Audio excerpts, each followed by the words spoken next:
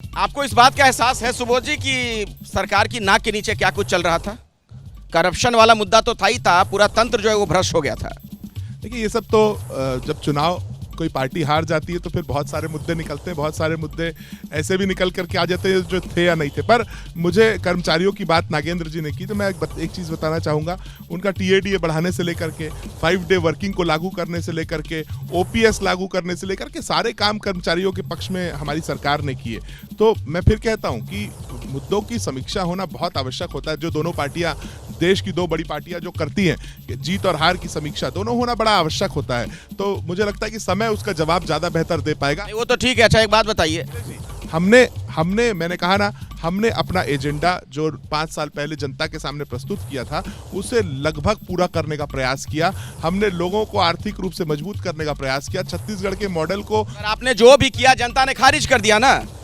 हासिल तो यही दिख रहा है फिलहाल है कि अगर 5 साल में जनता को हमारी योजनाओं का लाभ मिला, उसे खारिज करना नहीं करना एक सेकेंडरी पार्ट है, पर उसको लाभ मिला। और नरेंद्र मोदी जी और योगी जी जैसे नेता जब कहते थे कि गोबर की जो बेचने की योजना है वो पूरे देश में लागू होनी चाहिए, वो कहते थे कि MSP पूरे देश में सबसे ज्यादा अगर किसानों को कोई देता है तो वो तो बीजेपी वाले करे थे, उसमें भी आप लोगों ने घोटाला कर दिया था, गोबर वाले में भी। साबित करे, देखिए क्या होता है, हल्ला करने से बेहतर होता है साबित कर। हल्ला ही अगर उन्होंने कर दिया, चलिए मैं आपकी बात मान लेता हूं, तो उस हल्ले को पे जनता ने यकीन कर लिया ना।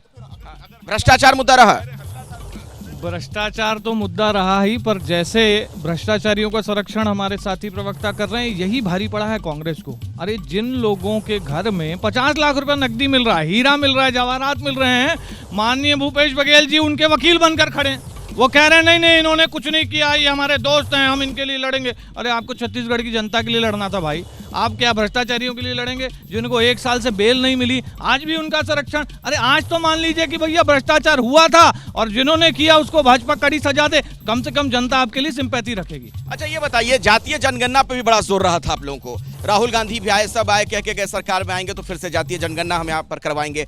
सरकार में थे तब उसकी चिंता रही हो ना रही हो, क्या वो कार्ड भी महंगा पड़ गया जो बीजेपी ने आरोप लगाया कि हिंदू वोटों को बांटने की साजिश कर रही है कांग्रेस, जाति के खांचे में बांटकर?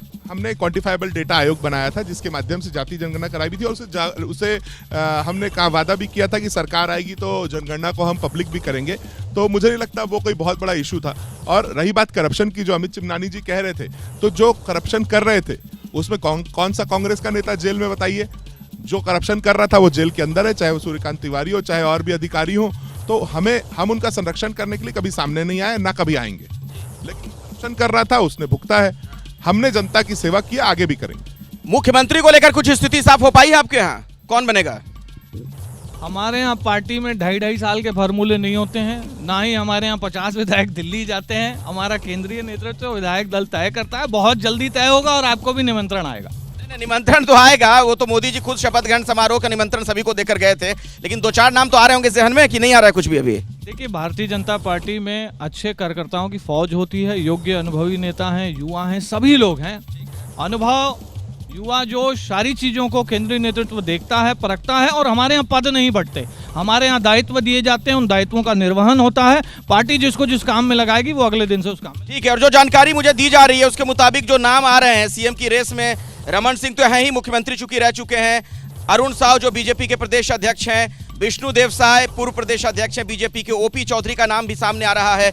ये तमाम वो नाम जो मुख्यमंत्री की रेस में फिलहाल शामिल बताए जा रहे हैं। रमन सिंह की अगर बात की जाए तो देखिए उनके पास अनुभव भी है, राज्य को पहले भी चला चुके हैं, सीनियर लीडर हैं।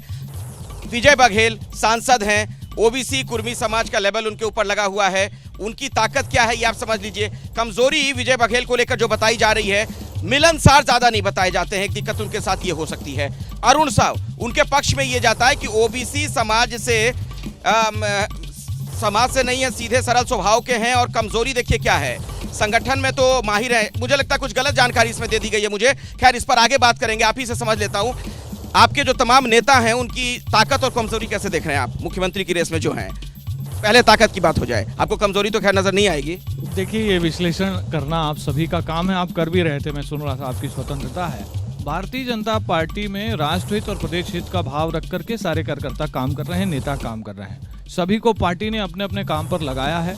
बहुत ही जल्द मुझे लगता है, कोई ज़्यादा दिन तो लगने वाले नहीं हैं, क्योंकि दिसंबर महीने में हम मोदी जी की जो गारंटी है उसके काम को भी शुरू करने जा रहे हैं। 25 दिसंबर को हम किसानों को 2 साल का बोनस देने वाले हैं जो लंबित है। तो ऐसे में हम सभी काम पर लग जाएंगे जल्दी से। पार्टी का केंद्रीय नेतृत्व का जैसा निर्देश होगा, विधायक दल जैसा तय करेगा वैसा।